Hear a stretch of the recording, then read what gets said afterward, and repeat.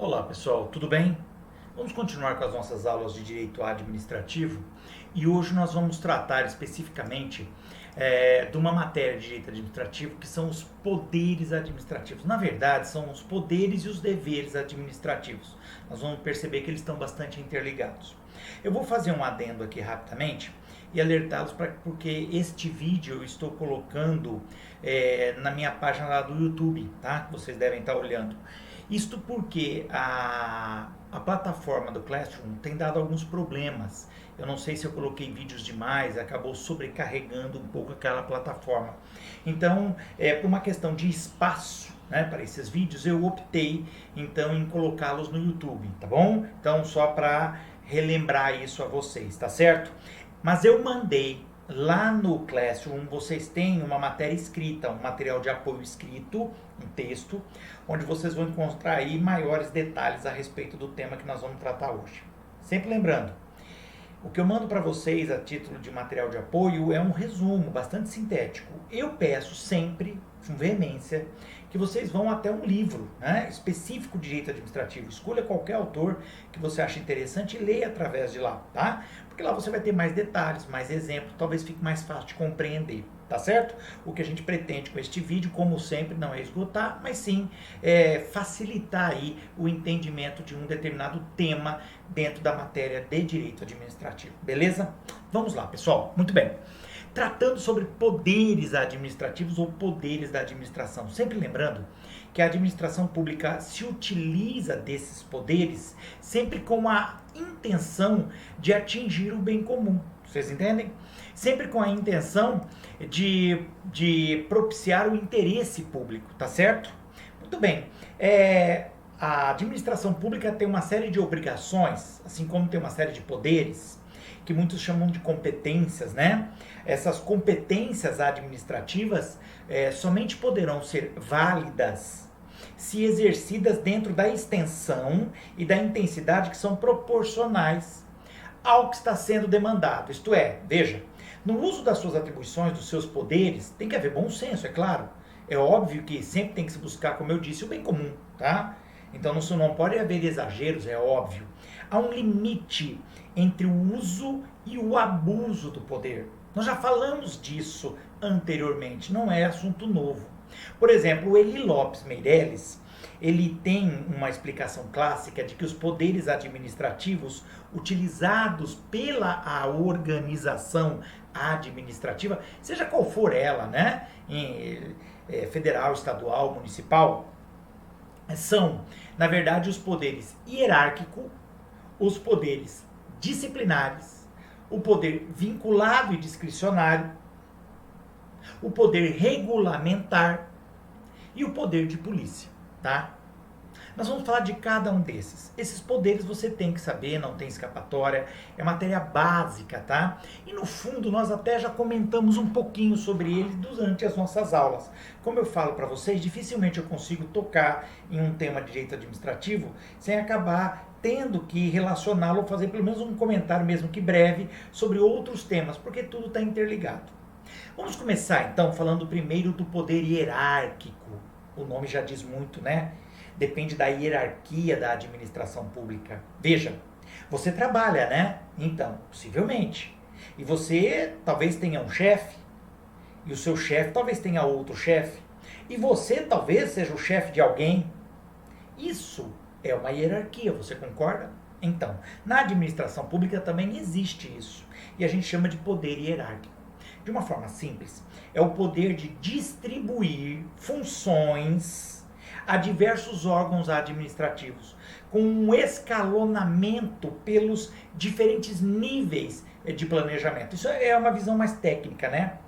Uma questão de você dividir as tarefas, as funções, as atividades, de acordo com o planejamento, a coordenação, o controle e a execução.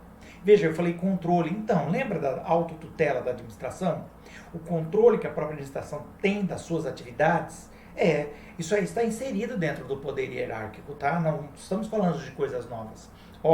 Através dele se estabelecem aí as relações de subordinação. Palavra muito importante dentro do poder hierárquico. subordinação. Sim, relações de subordinação entre os servidores, né? Chefia, subalternos, impondo a eles o dever de obediência aos seus superiores. Beleza? Então, basicamente, é o que você tem. Subordinação através da obediência a superiores hierárquicos. Perfeito. Simples. O poder hierárquico, nós encontramos aí nele as faculdades, as possibilidades de dar ordens, de fiscalizar as atividades empenhadas pelos funcionários, avocar ou delegar atribuições. Veja que entramos numa palavra interessante, né? Avocar ou delegar atribuições. Estamos falando de delegação e avocação, né? Delegar é passar atividades para que o seu subordinado faça. Avocar é trazer para si uma atividade que um subordinado desenvolveria. Entendeu? Já falamos disso anteriormente também. Por exemplo, um superior hierárquico reunindo os seus subordinados para dar instruções a respeito de determinado ato, determinada atividade, que aquele setor, que aquela repartição vai desempenhar. Tudo bem? Então ali está se exercendo o poder hierárquico. Tá certo? Fácil, né? O princípio da hierarquia permite que uma autoridade possa controlar a legalidade e o mérito dos atos praticados por agentes públicos que são subordinados a ele. Entendeu? Então, a hierarquia serve para isso. Você vai controlar naquela situação de autotutela, lembra? De controle interno, quer dizer, a administração pode controlar a legalidade dos atos dos seus agentes e, inclusive, controlar também, analisar, disciplinar aí o mérito desses atos. Porque você sabe que os agentes públicos têm um certo poder, eles decidem coisas, eles tomam decisões, e muitas vezes são até um pouco discricionárias. Mérito, já falamos sobre isso, que é até na prova de vocês. Então, isso estaria dentro do poder hierárquico, tá certo? No entanto, devemos observar que um agente público ele poderá deixar de cumprir uma ordem se ela for manifestamente ilegal, entendeu? Mesmo que emanada do seu superior hierárquico. Veja, em regra, a subordinação é a marca do poder hierárquico. O subordinado sempre deverá cumprir as ordens do seu superior hierárquico, a não ser que ela seja, veja bem, olha o termo, manifestamente ilegal. Pessoal, eu estou falando isso porque você vai encontrar na legislação administrativa, mais especificamente nos estatutos, né, do servidor público federal e no estatuto aí do funcionário público do Estado de São Paulo, por exemplo, você vai encontrar dentro dessa legislação regras a respeito do poder hierárquico, não com essas palavras. E uma das regras que está escrito é que o agente público, quer dizer, o servidor, ele não é obrigado a obedecer a ordens que sejam flagrantemente, manifestamente ilegais. Estou na repartição, aquele tropé, aquele monte de gente para ser atendida, poucos funcionários, aquela loucura. Já dei esse exemplo em sala de aula. Tem um senhorzinho que está lá na fila aguardando e ele fica nervoso pela espera. E ele começa a xingar os funcionários, dizer que os funcionários são todos vagabundos, são todos sem vergonha, que só quer saber do salário, que não atende os funcionários. Às vezes é real, às vezes é verdade. Mas digamos que não seja, muito bem. Seu chefe vira para você e fala, tá vendo aquele velhinho lá reclamando na fila? Você fala, tô. Vai lá e faz um favor, mete a mão na orelha dele. Você vai cumprir uma ordem como essa, mesmo que você tenha vontade, viu? Não, não vai. Porque é óbvio que essa ordem, ela é manifestamente ilegal. Ah, mas é o meu chefe que mandou. Não importa. Se ela é manifestamente ilegal, você não pode cumpri-la. Manifesta, porque ele está mandando você agredir alguém. Se esse senhor na fila passa a atacar outras pessoas, agredir outras pessoas, ou agredir a um outro funcionário, você poderia agir. Mas aí, meu querido, você está cobertado pela uma excludente de ilicitude, que é a legítima defesa de terceiro. Percebeu? Mas você, por conta própria, só porque ele está reclamando, você vai lá e o agride, é óbvio que essa ordem é ilegal. O delegado de polícia vira para o investigador durante uma batida, uma blitz lá, né, num local de drogas, dá a ordem para que ele pegue a droga, apreenda a droga e leve toda essa droga para casa dele e deixe lá guardada na casa dele. É óbvio que essa ordem é ilegal, não pode. Onde já se viu levar essa droga e deixar na residência, na casa, né, do delegado ou do próprio investigador. Então são ordens obrigatoriamente, eminentemente, manifestamente ilegais. Beleza? Então você tem exceções aí dentro do poder hierárquico. Você notou? O Eli Lopes Meireles, inclusive, ele desdobra aí o poder hierárquico nas possibilidades, nas faculdades de coordenar, ordenar, controlar e corrigir as atividades administrativas. Tá certo? Bacana, poder hierárquico, muito simples. A gente sabe, todo homem que é casado sabe o que é poder hierárquico, né? Então, quem pode manda, quem tem juízo obedece. Tudo bem? Desde, como eu falei, que não seja manifestamente legal. Um outro poder da administração pública é o chamado poder disciplinar. Veja, o poder disciplinar, né, de disciplina, é uma faculdade punitiva, é uma possibilidade de punir internamente, tá? Então, é uma possibilidade punitiva interna através da qual a autoridade administrativa pune as infrações funcionais dos servidores. E claro, de todos aqueles que estejam aí sujeitos à disciplina, à ordem, às regras dos órgãos e serviços da administração pública. Ó, você veja que ele tem uma ligação com o poder hierárquico, você percebeu? Então, por exemplo, um superior hierárquico aplicando uma suspensão em um subordinado. Entendeu? Quando ele aplica a suspensão, ele está usando do poder disciplinar. Veja, de que adiantaria o poder hierárquico, que é o poder de dar as ordens, né, de subordinação, e se o servidor se insubordina? E se ele não cumpre com as ordens que foram dadas? O que a administração faz? Usa um outro poder, o poder disciplinar. Claro, preste bem atenção, muito cuidado. Nós estamos falando aqui de um poder disciplinar que, a princípio, até passa a impressão de ser discricionário, mas não é, tá? Eu repito, voltando aos estatutos do funcionário público, do servidor público, lá você tem quais seriam as infrações administrativas. Porque é claro que se um servidor mata o outro, se um servidor é pego vendendo drogas dentro da repartição para outros funcionários, isso é crime. Crime. Ele vai sofrer punição administrativa, com certeza. Mas ele também sofrerá uma punição penal, porque é crime. Nós estamos aqui nos atendo apenas às punições disciplinares. Tudo bem? Aquelas punições que estão previstas no estatuto para casos, para situações de insubordinação, isto é, para infrações administrativas. Como assim infrações? Você tem infrações penais, estão no Código Penal, na legislação penal. E você tem infrações administrativas que estão onde? No Estatuto do Funcionário Público. Por exemplo, se o funcionário começar a faltar muito, entendeu? Isso pode sujeitá-lo a uma punição. Tá entendido?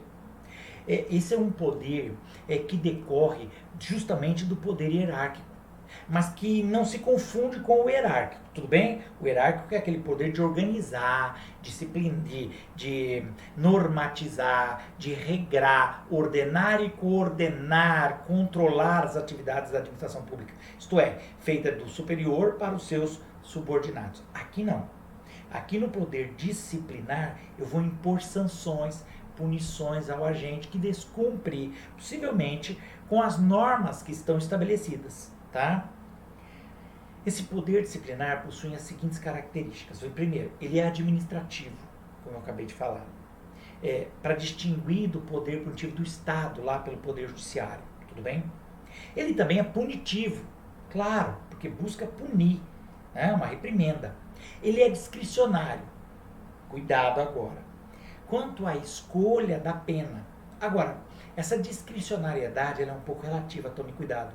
Porque os estatutos determinam quais são as penas possíveis. Então, por exemplo, você tem lá repreensão ou advertência. Eu estou aqui agora falando dos estatutos, tá?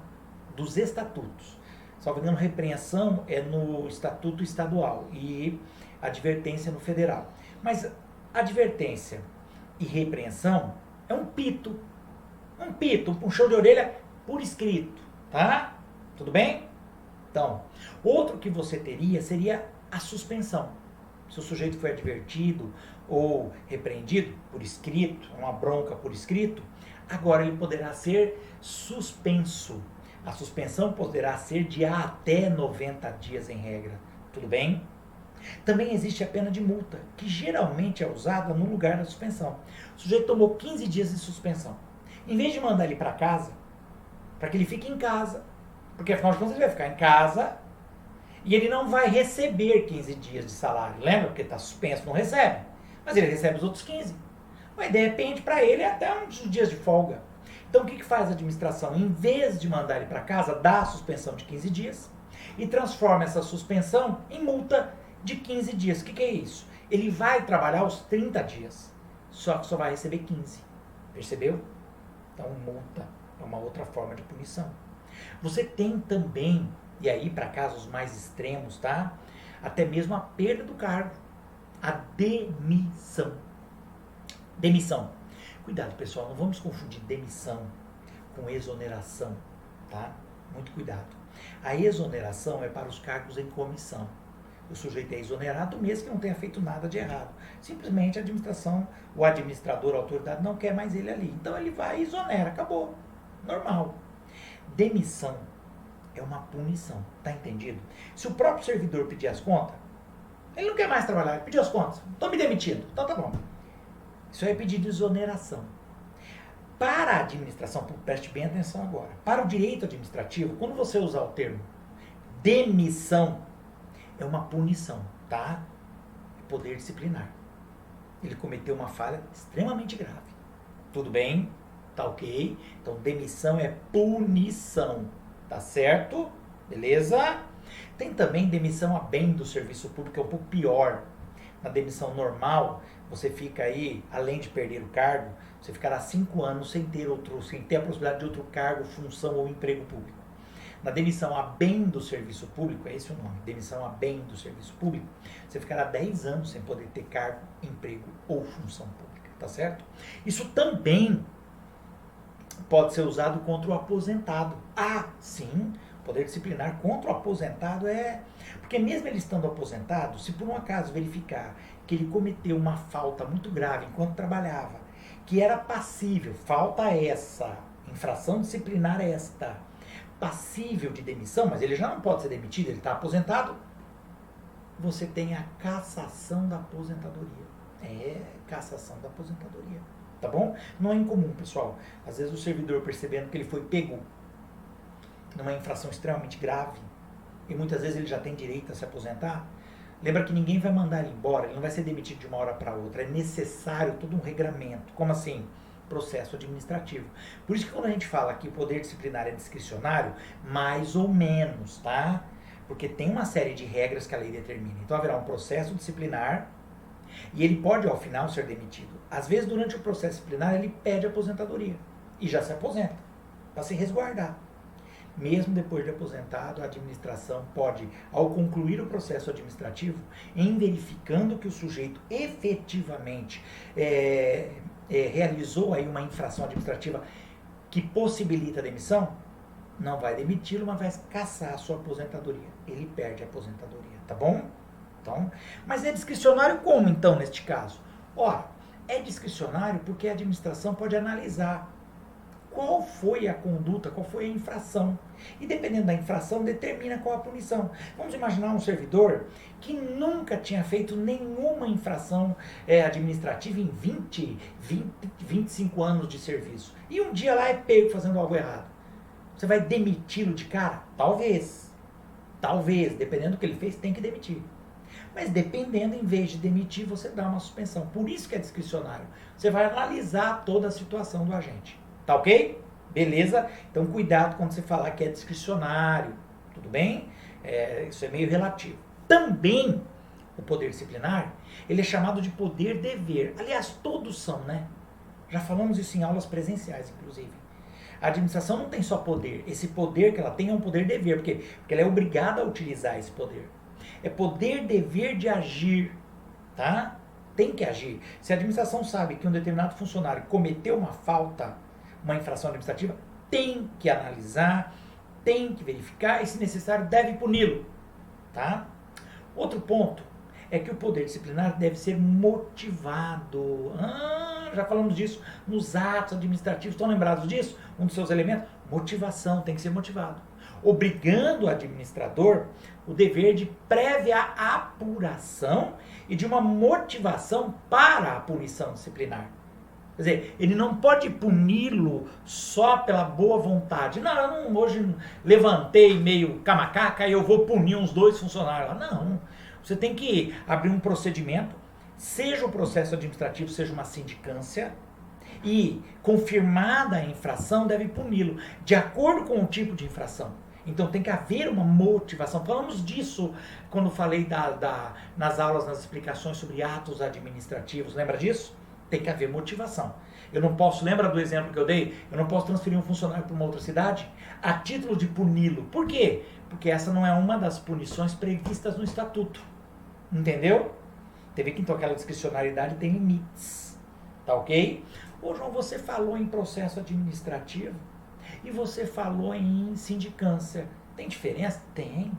As sindicâncias são para infrações menores. Como assim infrações menores?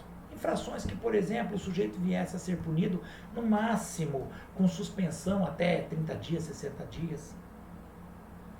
Já o processo administrativo, o famoso PA, né? Ou PAD, processo administrativo disciplinar, você vai encontrar com esses nomes, geralmente cabe para situações em que o sujeito, a punição para a infração dele é demissão, cassação da aposentadoria. Aí tem que ser para o processo disciplinar. Por quê? Porque um processo disciplinar é mais longo. A sindicância ela é mais curta. O prazo é em torno de no máximo 60 dias. Tá ok? E essa apuração prévia é até uma espécie de inquérito, né? Uma investigação que você faz para ver se houve mesmo a infração. Tudo bem? Legal? Então você vê que tem todo um procedimento. Não é da vontade, é do agente. Tá? O exercício do poder disciplinar, ele é obrigatório. Tem a autoridade administrativa que tomar conhecimento de qualquer irregularidade no serviço, ele deve tomar as providências imediatas para apuração e aplicar a sanção aí que for cabível, né? De acordo com o tipo de infração administrativa. Percebeu? Então, por isso que é um poder-dever. Beleza? Bacana, poder disciplinar. O outro poder é o poder vinculado. Nós já falamos dele? Já falamos dele. Não, você falou aí de ato vinculado, de ato discricionário. Sim. Mas você veja que, como eu disse, está tudo interligado. Aqui nós vamos falar do vinculado e do discricionário, mas no sentido de um poder, tá? Poder vinculado, também chamado de poder regrado. Olha outro nome, regrado. Ele é conferido à administração para a prática de ato com todos os elementos, pressupostos e requisitos procedimentais descritos na norma. Estão lembrados dos elementos do ato administrativo como FIFO? Estão lembrados? Competência, finalidade, forma, motivação, objeto. Quando todos esses elementos são previstos pela norma, nós temos aí um ato vinculado.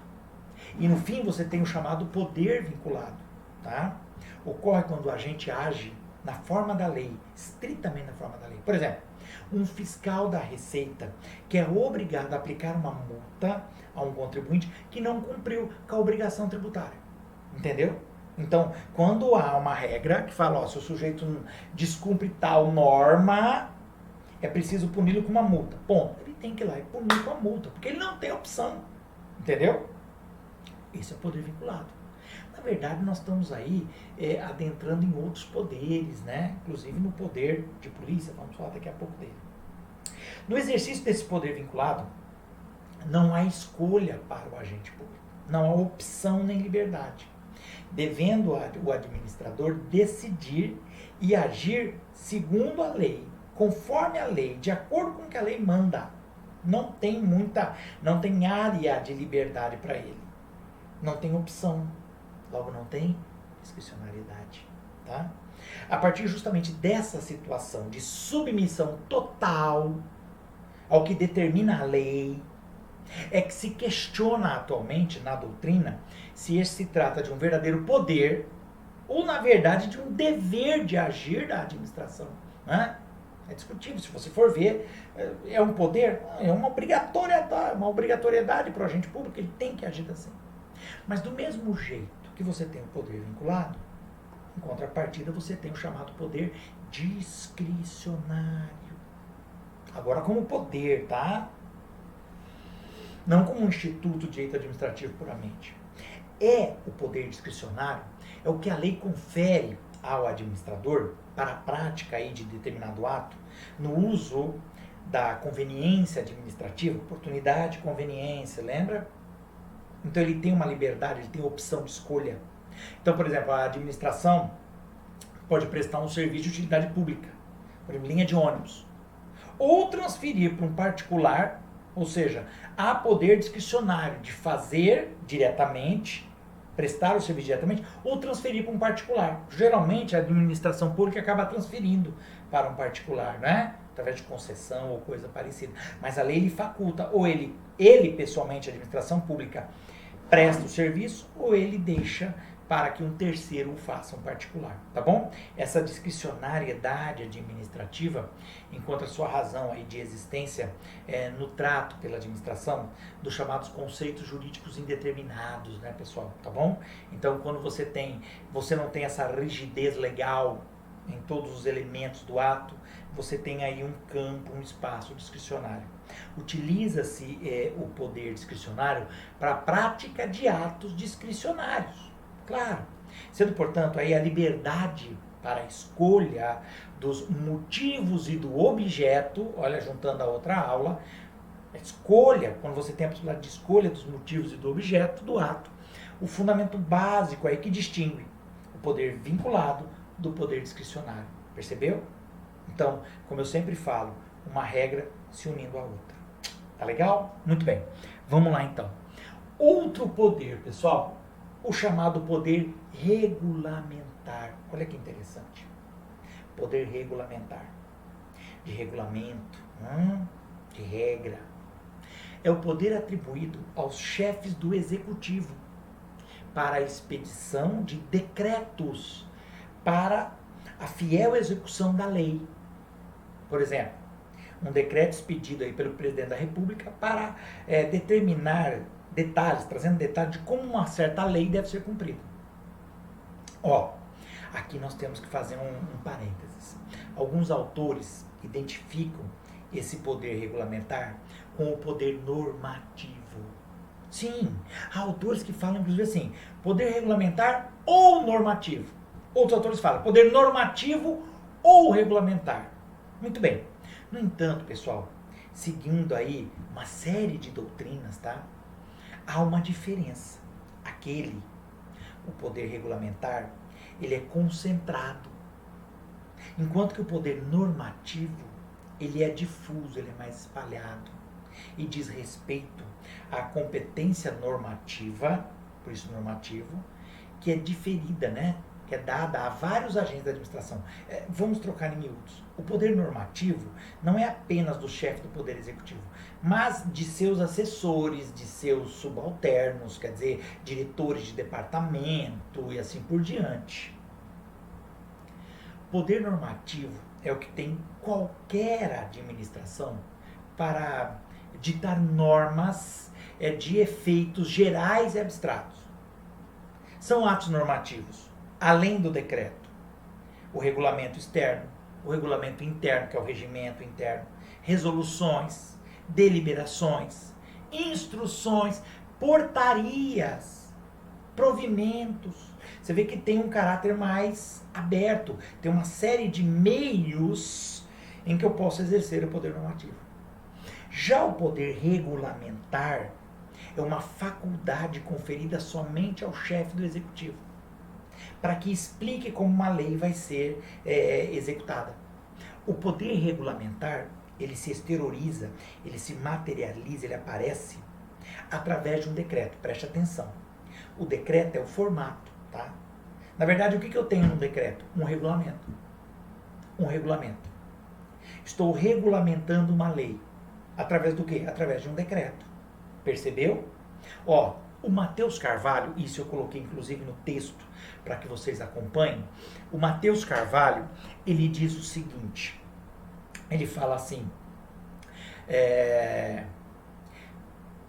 a doutrina tradicional refere-se ao poder regulamentar como o sinônimo de poder normativo. Então, muitas vezes, como eu disse, eles colocam essas informações como se fossem sinônimos, tá? Sinônimos. Muito bem.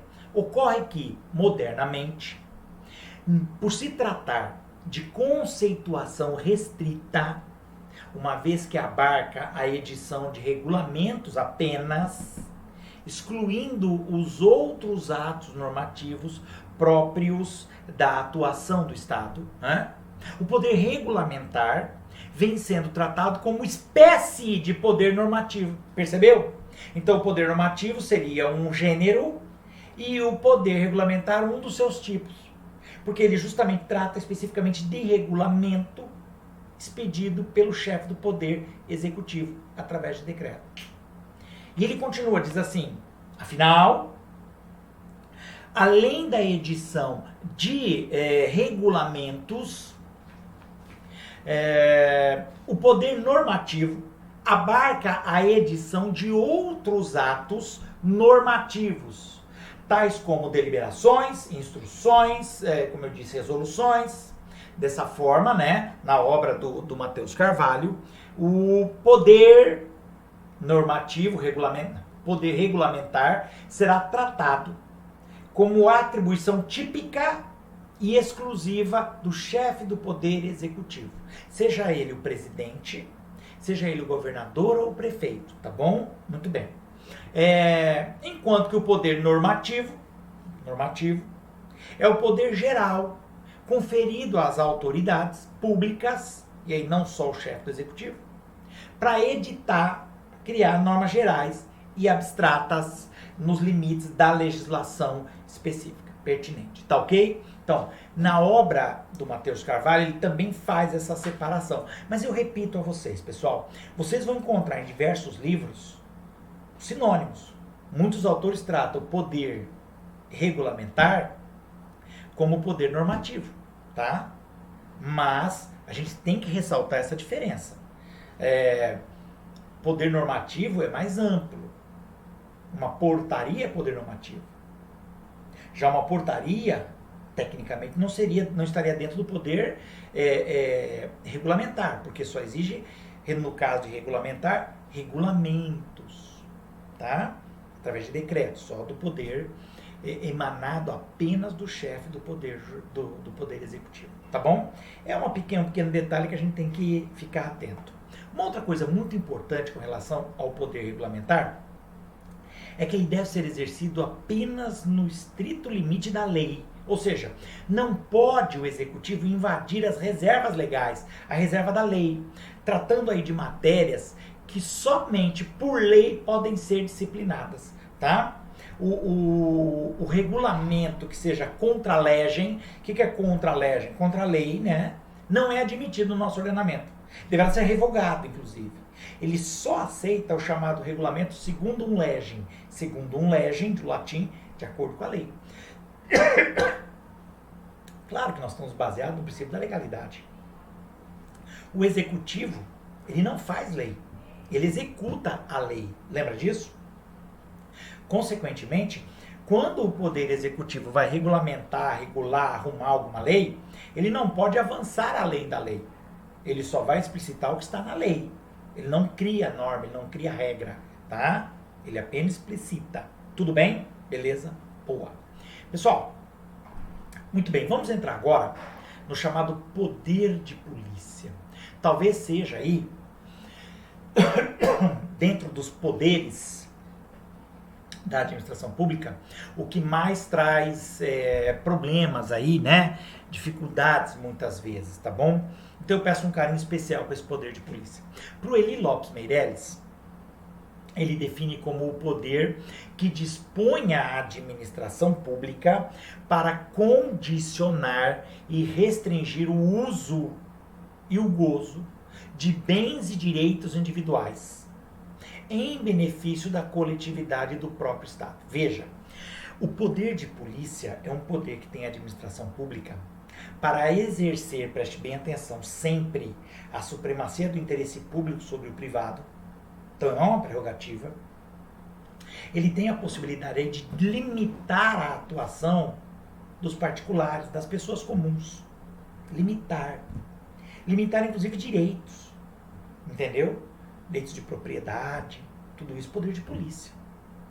Quando a administração fecha um estabelecimento porque descumpre com alguma norma, poder de polícia. Percebeu? Mas por que ele fez isso? Ele fez isso em respeito à coletividade.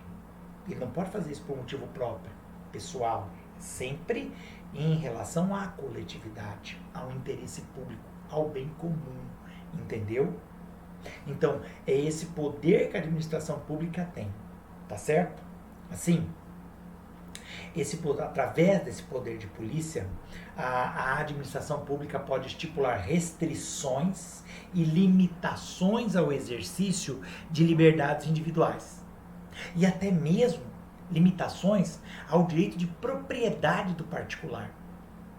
Veja, hoje nós estamos passando por um momento interessante, não é? A administração pública determinou que o comércio esteja fechado. O comércio tem que fechar. Entendeu? Tem que fechar. Porque é uma determinação. Claro que qual o motivo? O motivo é uma pandemia. Entendeu a administração que se o comércio estivesse aberto, se as pessoas estivessem livremente na rua, que isso aumentaria a pandemia. Então, em razão do bem comum, da supremacia do interesse público sobre o privado, ela pode limitar aí liberdades, inclusive, direitos individuais, entendeu? Assim, dessa forma, você tem o poder de polícia decorrente da supremacia geral da administração pública, ou seja, aplicando-se a todos os particulares, sem a necessidade de demonstração de qualquer vínculo de natureza especial. Como assim? Veja que no poder hierárquico, no poder disciplinar, você tem uma vinculação especial, não tem? Ele só se aplica aos próprios agentes públicos da administração pública. Já o poder de polícia é exercido sobre toda a população, sobre toda a coletividade. Quando você impede pessoas de sair à rua, quando você impede uma loja de abrir, de exercer o comércio, é poder de polícia sobre um particular. Mas quando alguém quer abrir uma loja, quer abrir um restaurante, um açougue, não tem uma série de exigências? Não tem? Tem. Ele tem que ter alvará, o estabelecimento tem que ter banheiro, por exemplo, para pessoas com deficiência. Tudo isso aí são limitações à liberdade individual. Percebeu? Poder de polícia. Olha, ainda sobre este instituto do poder de polícia, nós temos que alertá-lo que a definição mesmo de poder de polícia você vai encontrar no artigo 78 do Código Tributário Nacional. Nossa, quem é Código Tributário Nacional, é lá que está dizendo. Ele define o poder de polícia como a função da administração pública de limitar ou disciplinar direitos, regulando a prática de ato ou a abstenção de fatos, em razão do interesse da coletividade. Veja, sempre isso, em razão do interesse da coletividade. Concernente à segurança, higiene, ordem, costumes, exercício de atividade econômica que dependem de autorização e concessão, bem como aos direitos individuais e coletivos. Veja que é um conceito amplo, bem detalhado, é um conceito inclusive antigo, porque o CTN é bastante antigo, né? É de antes da Constituição. E eu ressalto aqui para vocês um ponto importante. Ele fala que você pode, inclusive, limitar direitos individuais e coletivos, que é o que nós estamos vendo atualmente, né? Então é possível? Possível é. Claro que tem que se ver se realmente o interesse público está sendo aí considerado. Bom, não se confunde, cuidado, o poder de polícia administrativa, que é o poder de polícia da administração, com a polícia judiciária. É a polícia, os homens, entendeu? Os meganha. Polícia militar, polícia civil, tá? Não estamos falando da mesma polícia, é muito importante isso. O poder de polícia administrativo destina-se aí a preservar o bem-estar em geral, impedindo aí através de ordens, proibições, apreensões, o exercício que seja de atividade que seja antissocial e abusivo, né? Muito bem. Colocando limites aí a direitos individuais, né? Passivos da inferência da esfera jurídica. Veja, é a administração. Agora, a polícia é outra coisa, né? Entendeu? A polícia vai agir contra crimes capitulados no Código Penal, nas leis penais. É outra polícia. E a coisa mais comum quando você fala em poder de polícia é as pessoas confundirem o poder de polícia administrativo, que tem um fiscal, quando ele fecha um estabelecimento, um posto de gasolina, porque a gasolina está adulterada, tem muita água ou coisa parecida, isso é poder de polícia. Quando a administração exige uma série de requisitos para que o particular atue numa determinada área. Ao contrário, o poder da polícia, que pode parar um carro, determinar aí a apreensão, prender alguém, entendeu? Então são poderes diferentes, muito cuidado. Não vamos confundir os dois, tá certo? Muito bem. O poder de polícia administrativa vem de polis, do grego, que significaria cidade, né? Então tem a ver com a administração da cidade, e não de polícia propriamente dita. Mas, bom, fica aí. A competência para exercer aí o poder de polícia, ele se divide entre as diferentes unidades da federação, pessoal. É de maneira que cada unidade tem competência para legislar sobre aquela que terá competência para regulamentar o legislado, o cidadão, e efetuar aí as fiscalizações que forem devidas e exercício do poder de polícia. Quer dizer, você tem poder de polícia federal, estadual, municipal, percebeu? E que será exercido de acordo com a legislação de cada uma dessas esferas. É isso aí. Os limites do poder de polícia administrativa, você pode chamar de poder de polícia ou poder de polícia administrativo, tá? Eles são determinados, demarcados aí, pelo interesse social, em conciliação com os direitos fundamentais do indivíduo, que são assegurados lá na Constituição da República, lá no artigo 5º da Constituição, entre outros. Então veja que aqui nós estamos num campo muito delicado, né? Porque você tem, por um lado, uma prerrogativa da administração pública, com base no princípio da supremacia do interesse público sobre o privado, e por outro lado você tem os chamados direitos e liberdades fundamentais previstos na Constituição. Então é preciso sopesar muito bem para o exercício desse poder, tá? Agora, para que ele seja exercido, a própria legislação dá a ele poderes, atributos. Lembra dos atributos dos atos administrativos? Voltamos a eles. Tudo está amarradinho. Os atributos do poder de polícia, né? Em sua maioria, né? Pode divergir entre um autor e outro, mas basicamente são a discricionariedade, a autoexecutoriedade e a coercibilidade. Então são 3 os atributos aí do poder de polícia em regra. Essa discricionariedade, pessoal, o nome já diz, né? É a livre escolha de oportunidade e conveniência, como sempre, conforme as opções permitidas pela lei. Então não é totalmente discricionário, para aí exercer o poder de polícia e para aplicar sanções. Então, a discricionariedade aqui do poder de polícia é a regra quando do emprego do poder de polícia. Regra. Porém, em certos casos, o poder de polícia pode se apresentar aí vinculado. Isso ocorre quando a norma legal ditar o modo e a forma como ele deverá ser empregado. Veja, como assim? Vamos lá.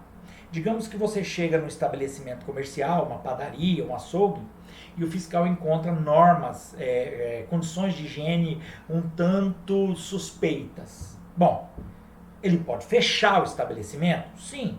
Mas ele pode também multar o estabelecimento? Pode também. Ou ele pode advertir, dar uma advertência para o dono do estabelecimento. Veja que essas possibilidades, opções, são discricionárias.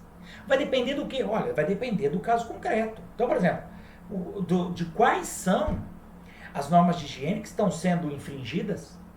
De repente é uma coisa menor, mais simples, dê uma advertência. De repente é algo um pouco mais grave, dá uma multa. De repente é uma situação que é inaceitável. Você tem que fechar o estabelecimento.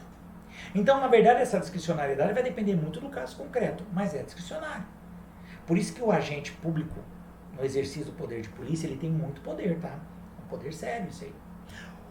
Outro atributo é a autoexecutoriedade, que eu já disse. É o atributo, a autoexecutoriedade é o atributo que permite à administração pública exercer ou executar a sua decisão, sem necessidade de intervenção do Poder Judiciário. Eu não preciso pedir para o juiz. O que eu determinei tem que acontecer. Então vamos fechar a loja? Vamos fechar o estabelecimento. Acabou. Mas não se encontra aí presente em todos os atos de polícia, tá? Tem que ver, às vezes... Claro, preste atenção. Na hora da autoexecutoriedade, o fiscal falou, vou fechar o estabelecimento. O cidadão tem que aceitar isso. A princípio, ele tem que aceitar. Ele pode até entrar com uma ação no judiciário para rever essa atitude, não tem problema nenhum. Mas, a princípio, ele deve aceitar essa imposição da administração pública. Se ele não aceitar, o que é poder de polícia administrativo, vai resvalar para o poder de polícia judiciária. Quer dizer, o fiscal vai chamar a polícia para que a polícia auxilie aí para a autoexecutoriedade da sua determinação. Entendeu? A coercibilidade é o último atributo do poder de polícia. A coercibilidade é o atributo que se caracteriza pela imposição coativa, por isso coação, né? Das medidas adotadas pela administração, tornando-se obrigatórias, tá?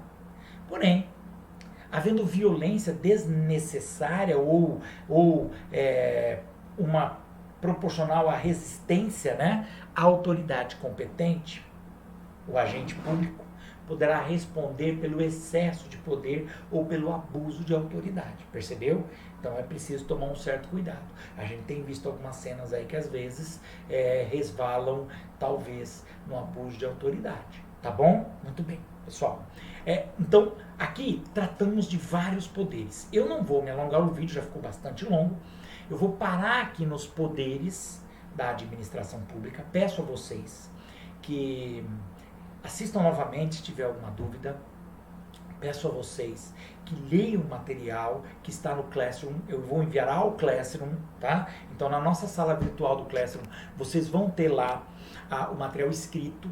Claro que, preste bem atenção, você também pode procurar em qualquer livro. E eu aconselho que você busque um livro de direito administrativo, onde você vai encontrar maiores informações. Peço que faça isso, porque lá você vai encontrar muito mais informação até do que a gente passou aqui, tá certo?